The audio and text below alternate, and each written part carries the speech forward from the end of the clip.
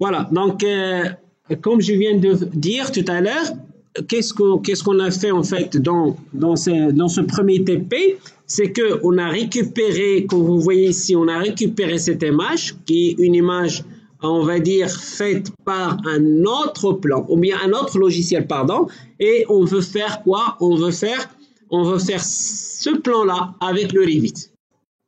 Voilà. Bon, avant de se lancer, ce que je vous conseille, avant de se lancer dans la conception de n'importe quel plan, il faut essayer de l'analyser. Bon, à partir d'une première analyse, qu'est-ce qu'on voit? Une première analyse, d'abord, c'est très très essentiel de voir les cotations. Les cotations et de voir comment ces cotations sont élaborées. Par exemple, ici, les cotations que vous voyez là sont cotées par rapport aux faces des murs. Parce qu'on a dit la dernière fois, on peut coter par rapport aux faces ou bien par rapport aux axes. Ça, c'est la première chose. La deuxième chose par rapport au type d'analyse aussi qu'on peut faire, c'est les murs qui sont choisis. Vous voyez là qu'il y a plusieurs types de murs. Il n'y a pas un seul type de mur. Donc là, ici, il y a un mur avec isolation. Et là, il y a un mur intérieur sans isolation. Il y a ici un mur extérieur aussi sans isolation. Donc ici, que vous voyez là, il y a trois types de murs. Et bien sûr, l'isolation, elle est pratiquée dans les, comment dirais-je, dans les pratiques de construction.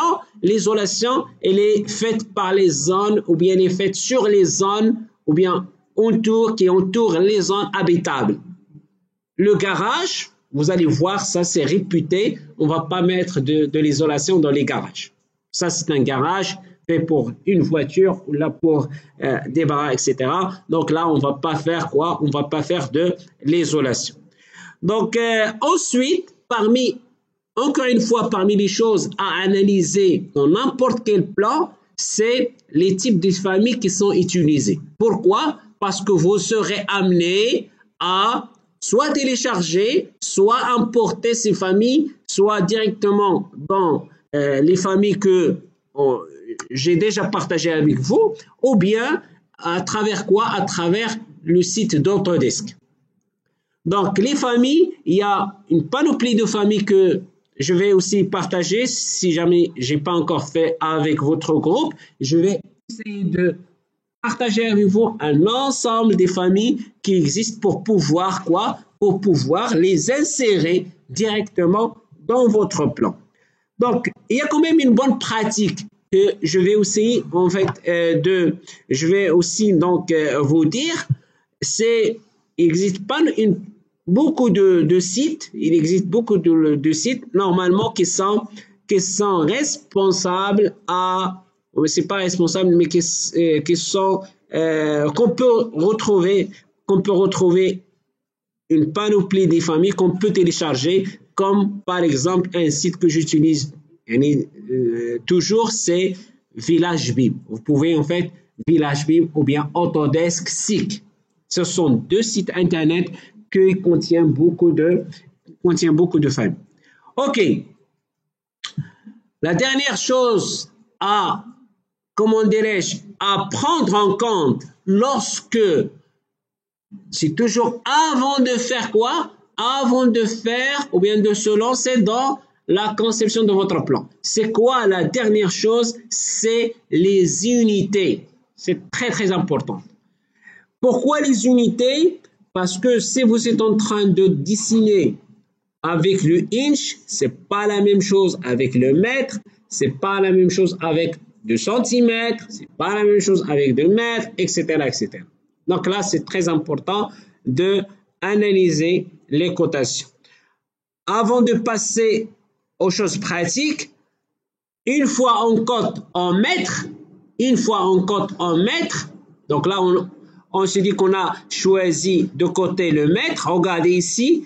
Donc là, c'est 7,60, c'est mètre. C'est 16,80, c'est une quoi? C'est une surface. Donc là, c'est une surface. Là, c'est, on va dire, une longueur, etc. Mais lorsqu'on cote normalement en mètres, c'est quoi la chose en fait que j'aimerais bien en fait insister. Par exemple, vous voyez là qu'on parle d'une fenêtre et on parle 60 fois 90. Est-ce que c'est 60 mètres ou bien c'est quoi ça? Et c'est qu'est-ce que ça veut dire 60 fois 90?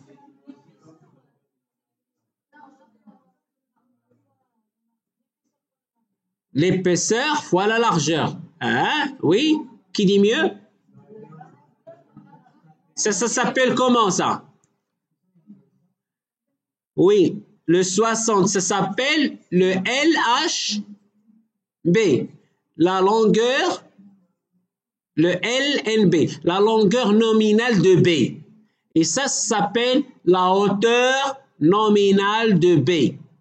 Le B, c'est l'ouverture. En général, un B, en génie civil, ça c'est une ouverture. Donc, soit le LNB, soit le HNB. Donc, ça, c'est la longueur, c'est pas l'épaisseur, ça, c'est la longueur, et ça, c'est la largeur, pardon, et ça, c'est la hauteur. La largeur de cette ouverture et la hauteur de cette ouverture. Pourquoi 60? Parce que il dépasse pas. Il dépasse pas. Pourquoi on a compté 60? Parce qu'il ne dépasse pas.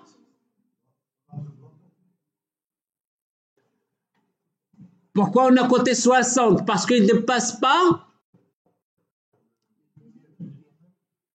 Et il ne dépasse pas le mètre, 1 mètre. Lorsque la dimension, d'une manière générale, dépasse pas le 1 mètre, on la cote en centimètres. Donc, vous allez voir 60 centimètres, et non pas 60 mètres, c'est 60 centimètres, 90 centimètres. Et vous allez voir ça répété, par exemple, ici. Regardez, on voit là, par exemple, 55, on voit 55 et on voit 3,5. Lorsqu'on voit 55, c'est-à-dire 55 centimètres. Donc, pourquoi? Parce que normalement, il ne dépasse pas le 1 mètre. Il ne dépasse pas le 1 mètre. Donc, ici, la même chose. Regardez, par contre, ici, regardez, vous avez 80 fois 2,00. Exactement, 80 centimètres fois les 2 mètres. Donc, ça, c'est une porte de 80 centimes en termes de largeur et 2 mètres en termes de hauteur. Voilà.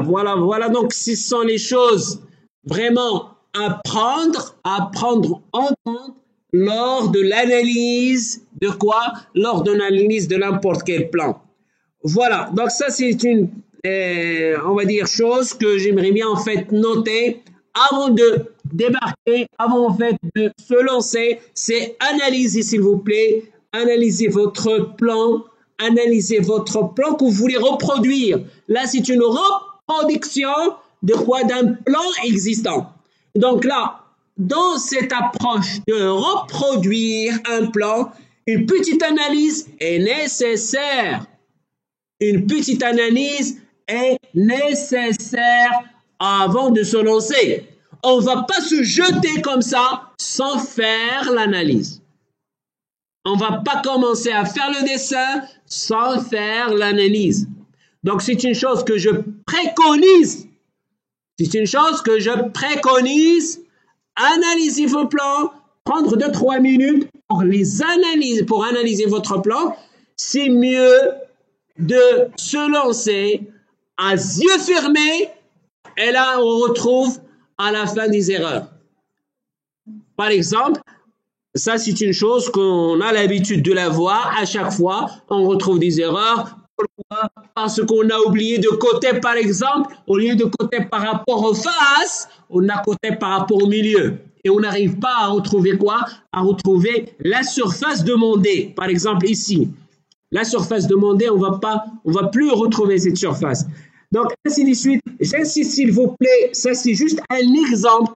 Le plan que je fournis là, c'est juste un exemple pour vous dire, analysez votre plan, préparez vos familles que vous aurez besoin, préparez, on va dire, préparez-vous pour se lancer dans cette expérience. C'est une expérience enrichissante, c'est reproduire un plan avec quoi? Avec un logiciel très récent, avec un logiciel très récent.